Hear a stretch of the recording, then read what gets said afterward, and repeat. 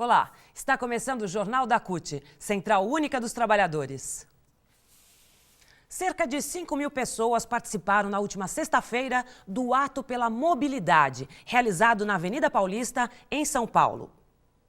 Com alegorias, num trajeto por ruas de grande circulação em São Paulo, manifestantes protestaram contra a lotação de trens e metrôs, sucateamento da frota de ônibus e reivindicaram tarifas mais acessíveis e integração no transporte coletivo. Os pedágios mais caros do Brasil também foram motivo de protesto. Durante a mobilização, foram colhidas assinaturas propondo a implantação do bilhete único em toda a região metropolitana de São Paulo, medida que reduziria significativamente o impacto da tarifa na renda dos trabalhadores. Atualmente, o bilhete só atende a população da capital e das cidades de Guarulhos e Campinas. Quem está na região metropolitana está vivendo um caos, está vivendo um apagão no transporte coletivo de São Paulo. E não é por falta de dinheiro, é porque não houve prioridade, não houve planejamento, não houve vontade do governo do estado de São Paulo em investir em transporte público. E aí dizer que aumentou demais os empregos, as pessoas estão trabalhando e por isso tem que tomar mais ônibus, tem que tomar mais metrô, isso é falta de responsabilidade. Isso teria que ser tratado como crime hediondo, porque as pessoas estão perdendo salário, estão perdendo benefícios, perdendo abono, porque está chegando atrasado nos seus empregos. E quando chega atrasado no emprego, se não perde o emprego, perde a cesta básica, perde o abono. Então, todos estão perdendo, as empresas estão perdendo, por irresponsabilidade do governo do estado de São Paulo. Então, a CUT e os movimentos sociais têm que fazer essa manifestação, não só uma manifestação, nós temos que desencadear um movimento no estado para que seja cobrado a responsabilidade do governo. Eu acho que o transporte aqui em São Paulo poderia estar melhorando e muito. Eu avalio que o transporte gratuito, público e de qualidade é fundamental para a população, principalmente de baixa renda, que ela não tem tanta mobilidade por não ter carro e o excesso de carro dificulta, paralisa todo o tráfego, ainda mais numa megalópole como é São Paulo. Então os transportes públicos interligados são fundamentais para dar qualidade de vida para as pessoas, poder se deslocar, ir e vir ao trabalho. Isso é fundamental para com que as pessoas tenham acessibilidade, não somente aos seus locais de trabalho, como de estudo, de reza, etc. Isso faz parte da dignidade de vida e da qualidade de vida para qualquer ser humano.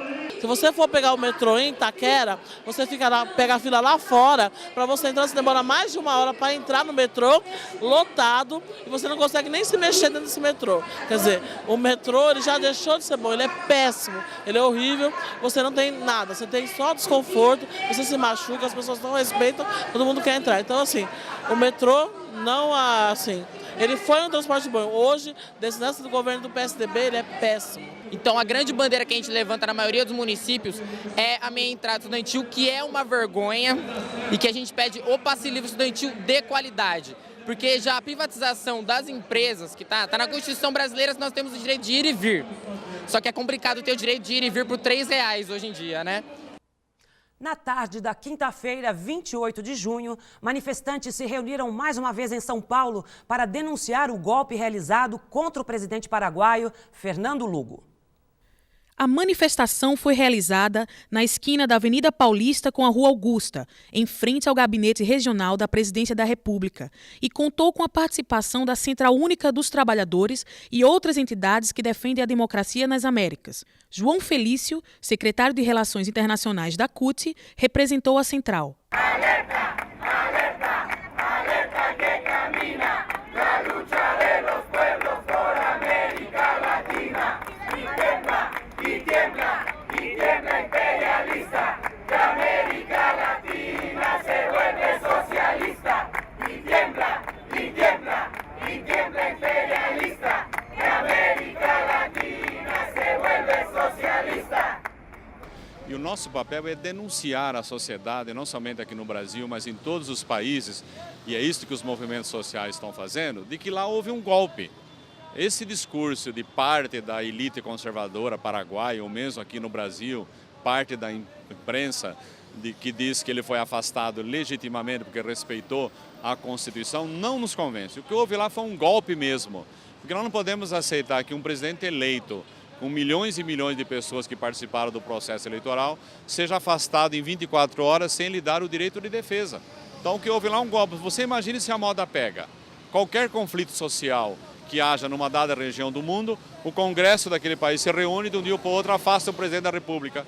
É necessário que nós compreendamos, inclusive, que conflitos sempre existirão na democracia. E é justamente na democracia que existe conflito. Nas ditaduras é mais difícil o conflito, porque existe uma ditadura sangrenta, assassina, como nós já tivemos em outros momentos na história do nosso continente. Por isso que quem defende a democracia hoje na América Latina tem que condenar esse golpe. Porque a consolidação da democracia, inclusive, tem que fazer parte da agenda dos movimentos sociais e do movimento sindical. Porque nós só podemos atuar fazendo as nossas lutas, greves, mobilizações, numa democracia. Recentemente, Hillary Clinton, secretária de Estado dos Estados Unidos, em conversa com o ministro de Relações Exteriores do Brasil, Antônio Patriota, afirmou que a avaliação do governo americano é de que Lugo não teve tempo para se defender e que houve uma ruptura na ordem democrática. Nós consideramos que o Paraguai tem que ser suspenso do Mercosul, porque é uma forma, inclusive, de pressionar o novo governo paraguaio a voltar ao sistema anterior, restabelecer a democracia e respeitar a vontade popular. Entidades que representam trabalhadores do campo também participaram da atividade. A denúncia é de perseguição aos trabalhadores no Paraguai. O Paraguai vive um problema agrário gravíssimo, na qual tem um conflito dos camponeses sem terra com os latifundiários e as empresas transnacionais, especialmente a Monsanto, que quer impedir o avanço da reforma agrária, o avanço da organização dos trabalhadores sem terra. Então nós estamos solidários e esse ato é justamente para denunciar a ação dos golpistas no Paraguai, denunciar a participação do latifúndio nessa articulação para derrubar o presidente Lugo, e nós vamos fazer atos e mobilizações como essa nos próximas semanas, nos próximos dias, justamente para denunciar e chamar a atenção da sociedade brasileira. Porque quem controla a terra no Paraguai, em grande parte, são fazendeiros e latifundiários brasileiros. E nós sabemos como esses latifundiários atuam, e nós queremos chamar a atenção da sociedade, da comunidade internacional, para que se tome medidas e atitudes contra o governo golpista e contra a repressão aos movimentos sociais, especialmente aos nossos companheiros sem terra no Paraguai. Nós queremos restaurar essa democracia através de los Latinoamérica, donde muchos países están en democracia, la cual recibimos mucho apoyo de todos los países circundantes y también de Latinoamérica. E esse ato ele surge da nossa convicção, né, de que não podemos aceitar o precedente de um golpe bem próximo do nosso país, em nosso continente, né? Quer dizer, ontem, digamos assim, foi Honduras, né? São as bases militares na Colômbia esparramadas em todo o continente. E agora um golpe travestido de legalidade, né? É um golpe porque acusações genéricas sem necessidade de provar nenhuma culpa do presidente Lugo, né?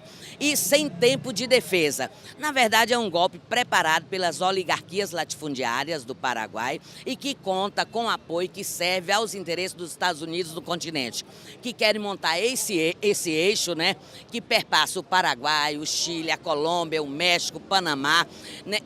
Tentando buscar sua hegemonia, uma vez que os governos, né, do nosso continente, na sua maioria, são governos que prezam a paz, a soberania, a democracia e a integração soberana, não é? E evidentemente que nós aqui queremos que a presidente Dilma, que teve uma atitude boa, firme, né, bem como o chanceler brasileiro, mas que dê consequência, não é? Tratando o governo de Franco como um governo golpista, sem legitimidade e que seja afastado de todos os fóruns, né, onde o princípio fundante desses fóruns, como a Unasul, o Mercosul e a CELAC, é o respeito à democracia e à paz. E eles não respeitaram. As oligarquias do Paraguai não respeitaram e derrubaram o Lugo porque justamente pelos seus avanços, em que pese pouco, com muita pressão das oligarquias, mais avanço e intenção de democratização, inclusive da propriedade da terra. Por isso derrubaram. A cúpula social do Mercosul se reuniu na última sexta-feira em Mendoza, Argentina, para discutir estratégias de desenvolvimento para os países membros do bloco regional. O impeachment de Lugo foi repudiado pela cúpula, da qual participaram cerca de 900 representantes de movimentos sociais e sindicais dos países que fazem parte do Mercosul.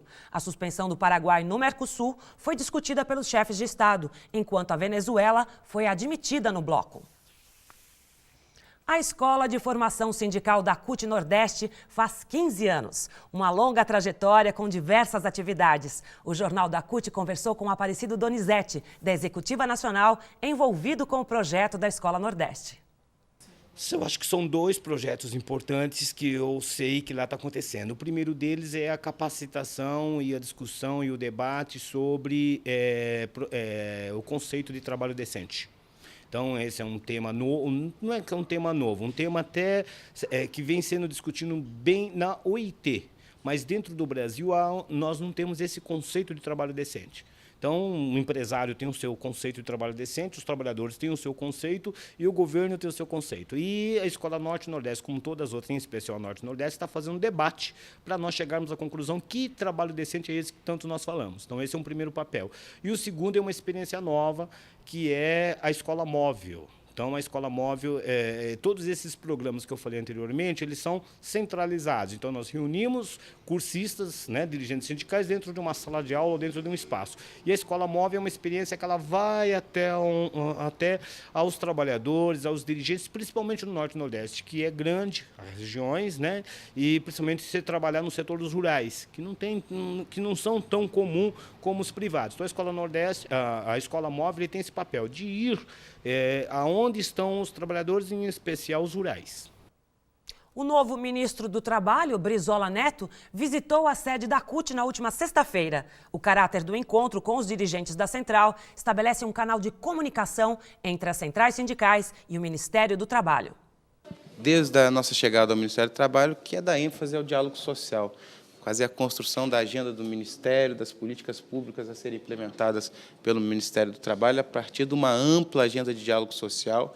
E hoje é um desdobramento disso, a visita às centrais sindicais. A gente veio à CUT, mas a gente foi a todas as outras centrais também, só não foi a nova central, que a sede é em Brasília, dando continuidade a esse processo de consulta para a construção das diretrizes das políticas públicas do Ministério do Trabalho. Acho importante o ministro fazer esse conjunto de visitas às centrais sindicais, mostrando uma preocupação em ouvir dos trabalhadores a nossa principal preocupação com os desafios que nós temos pela frente, para além da nossa pauta sindical mais imediata, que continua sendo aquela pauta que ainda não foi destravada no Congresso e no Executivo, como, por exemplo, a redução da jornada de trabalho, o fim do fator previdenciário, as questões relativas à regulamentação da terceirização, que continua precarizando as condições de trabalho no Brasil.